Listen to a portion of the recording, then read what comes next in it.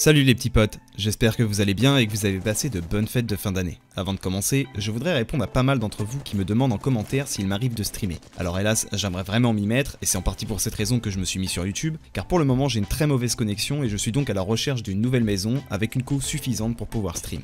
Mais dernièrement, j'ai enfin trouvé deux mates, comme vous le savez sûrement Goldstar2k et Eufraos, avec qui je joue tous les jours. Donc pour ceux qui le souhaitent, je vous invite à passer nous voir, car que ce soit Goldstar ou Eufra, les deux streament quasi quotidiennement et je vais donc vous laisser en description les liens de leurs chaînes Twitch respectives et je vous mets également mon lien Twitter si vous voulez être au courant lorsque je les rejoins en live. Voilà les petits potes, cette parenthèse faite, il est temps de passer au sujet d'aujourd'hui, à savoir comment jouer Bangalore. Alors ce n'est pas mon main, mais j'ai quand même pas mal joué avec depuis la sortie du jeu, et j'ai également pris le temps d'aller observer quelques gros joueurs qui la main, comme le streamer ShivFPS, que vous connaissez sûrement, et que je vous invite à aller découvrir dans le cas contraire sur son Twitch pour ceux qui aiment jouer Bangalore et qui aimeraient décortiquer son gameplay, car à l'heure actuelle, il a plus de 62 000 kills avec, et c'est clairement je pense un des meilleurs joueurs, pour ne pas dire le meilleur joueur Benga au monde. Je vais donc tenter de vous partager mon expérience, ainsi que ce que j'ai pu observer chez les pros pour vous faire un petit guide qui vous permettra, je l'espère, d'utiliser cette légende au maximum de ses capacités. Donc sortez vos calepins et chauffez le poignet, on se retrouve tout de suite pour le tuto.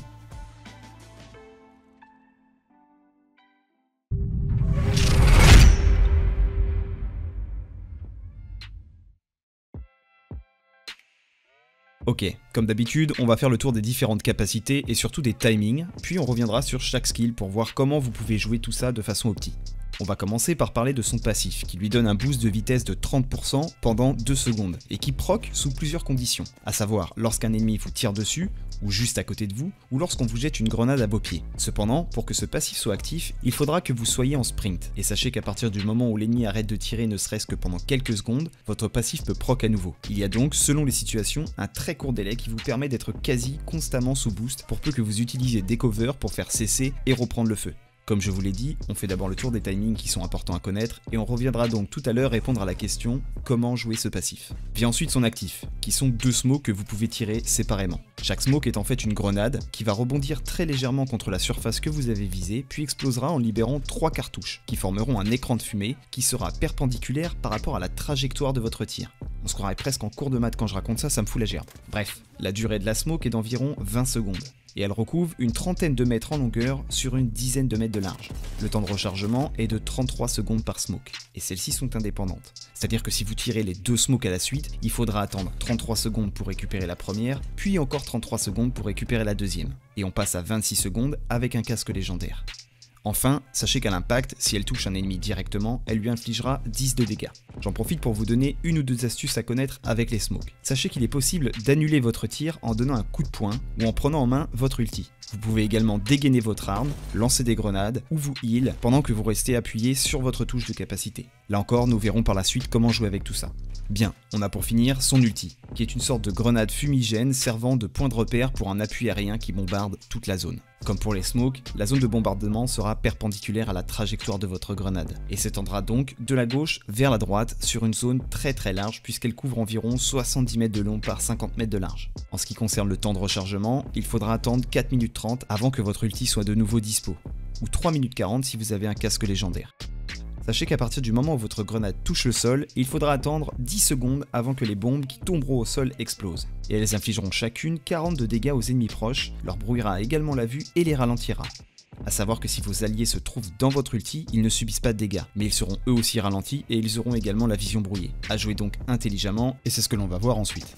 Maintenant que vous avez tous les timings en tête, on va tenter de faire le tour des situations classiques que vous allez rencontrer en jeu, et nous allons voir comment utiliser au mieux Bangalore pour y faire face. On l'a vu, son passif vous donne un boost de vitesse de 2 secondes, et ce boost, combiné avec 2 smokes, fait de Bangalore un excellent perso pour flank, et c'est vraiment là-dessus que vous devez miser. Vous allez pouvoir, au même titre que Vrace ou que Pathfinder, effectuer des rotations très rapides en fight, et donc surprendre et diviser vos adversaires. Avec ce perso, soyez mobile. Je trouve à titre personnel que Bangalore est une des meilleures légendes pour un V3 par exemple, car vous pouvez très vite, à force de parcourir de grandes distances et en smokant derrière vous, obliger vos ennemis à se séparer, et donc de pouvoir les jouer à tour de rôle en 1 contre 1. L'idée, c'est vraiment de jouer comme on l'a vu dans le tuto Devenir intouchable, c'est-à-dire de toujours avoir une cover et une porte de sortie près de vous, car avec ces capacités, vous pouvez disparaître en quelques secondes et vous heal avant de reprendre le fight 100 mètres plus loin. En parlant de heal, je fais une parenthèse sur le bunny heal, car il a été patch lors de la première saison, mais sachez que sur Bangalore, ou Octane par exemple, lorsque vous êtes sous boost, c'est encore valable. Pour vous entraîner à ça, il vous suffit de partir en mode Fire Range, mettez-vous des dégâts avec une grenade, sélectionnez le soin à vous administrer, puis sprintez. L'idée, c'est qu'il va falloir glisser et vous envoyer le soin quasi en même temps, puis partir en bunny. Alors une fois de plus, je ne vais pas refaire un tuto sur le bunny car il en existe beaucoup, mais sachez que si vous maîtrisez ce move, vous pouvez l'utiliser lorsque Bangalore prend son boost de vitesse pour vous soigner tout en prenant de la distance avec vos ennemis. Donc comme je viens de vous le dire, Bangalore est très forte pour séparer des adversaires, pour escape d'une situation compliquée ou pour flank. Et c'est clairement grâce à votre lecture de jeu que vous allez pouvoir faire tout ça.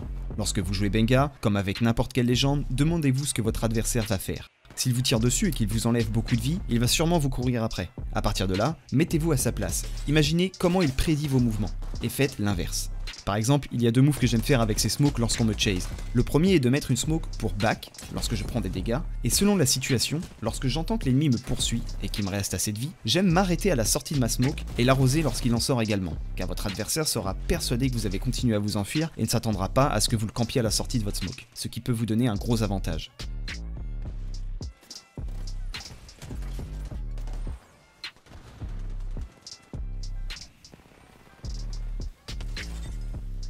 Je vois aussi régulièrement des Bangalore qui courent tout droit en balançant leur fumier à leurs pieds. N'hésitez pas à bait votre adversaire, soyez plus malin. Mettez votre première fumée juste à vos pieds, puis tirez la deuxième à droite par exemple, pour partir à gauche. Ou encore si vous êtes sur une hauteur, smokez une fois arrivé sur le bord, descendez en contrebas, collez-vous à la paroi et smokez 50 mètres devant vous. Et attendez que l'ennemi passe et court tout droit croyant que vous avez continué votre route. Et repartez en arrière une fois qu'il est passé.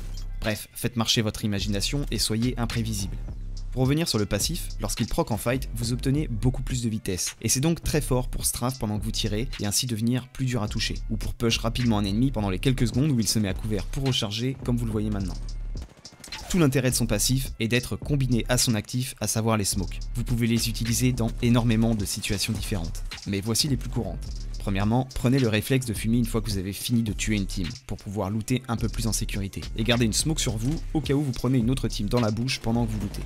Pensez également à fumer si un de vos coéquipiers se fait knock, pour éviter qu'il se fasse finir ou pour aider votre mate à la raise. Lorsque vous tombez contre un adversaire qui a un moins bon chest que vous, et que vous gagnez votre duel, selon la situation, il peut être plus rentable de l'exécuter que de vous heal. J'ai bien dit selon la situation. Et dans ces cas-là, pensez à smoke avant de le faire.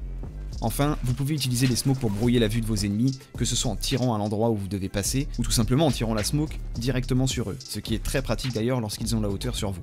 Vous pouvez bien évidemment smoke Vrace lorsqu'elle part pour une TP, ou si vous jouez avec une Wattson, smoke l'ulti lorsque l'ennemi tire dessus pour le protéger. Pensez également à fumer Pathfinder lorsqu'il prend une balise de repérage, et bien sûr les loot lifeline et les drops de zone.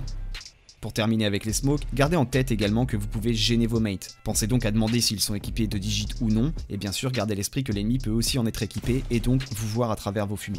Avant de passer à l'ulti, et pour rebondir sur ce que je viens de vous expliquer, nous allons voir avec quelle arme vous équipez lorsque vous jouez Bangalore. Et clairement, tout ce qui peut accueillir un digit, donc le viseur qui vous permet de voir à travers les smokes, est valable. Wingman, R99, Peacekeeper, Eva 8, et bien sûr G7 Scout par exemple, ou un autre snipe si vous trouvez une lunette légendaire. Et à ce moment-là, il ne vous restera plus qu'à vous smoke ou smoke les ennemis pour faire un carnage. Bien, pour finir, on va faire le tour de son ulti. On l'a vu tout à l'heure, son champ d'action est très large, mais les dégâts ne sont pas ouf. Et c'est ce qu'il faut retenir sur Bangalore. Contrairement à l'ulti de Gibraltar qui fait très mal et qui tombe instantanément, les ennemis ont le temps d'anticiper votre ulti. Donc vous devez comprendre qu'il va vous servir plus de façon défensive qu'offensive. Utilisez-le pour back et empêcher une team de vous rush, ou pour bloquer une troisième team qui viendrait vous flank pendant un fight. Il vous permet vraiment de zoner le champ de bataille à votre avantage, et de rythmer le fight. Vous devez donc l'utiliser intelligemment. Un move que je rentre souvent quand ça va mal, est de lancer l'ulti à mes pieds et de courir dedans. Avec le bon timing, les bombes explosent juste derrière vos pieds, et il est donc impossible que quelqu'un arrive à vous chase. Vous pouvez cependant de temps en temps l'utiliser de façon offensive grâce à ce qu'on vient de voir. Car en effet, si vous mettez l'ulti sur l'ennemi, ils vont avoir tendance à back. Et si vous rushez dans votre ulti à ce moment-là, juste avant que les bombes explosent, vous pourriez les surprendre et donc prendre l'avantage. Votre ulti est très fort aussi pour récupérer un top et faire descendre les ennemis, ou encore pour les forcer à rentrer dans un bâtiment dans lequel vous pouvez ensuite jeter vos grenades ou gazer tout le monde pour les caustiques névrosés. Enfin, lorsque votre ulti touche un ennemi, ça vous affiche les dégâts à l'écran et donc révèle sa position. N'hésitez pas à le call ou à le ping à vos mates afin que tout le monde sache où se trouvent les mecs que vous avez touchés. Voilà les petits potes, on a fait le tour de la bête. Il est clair qu'elle demande beaucoup moins de mécanique que Pathfinder par exemple.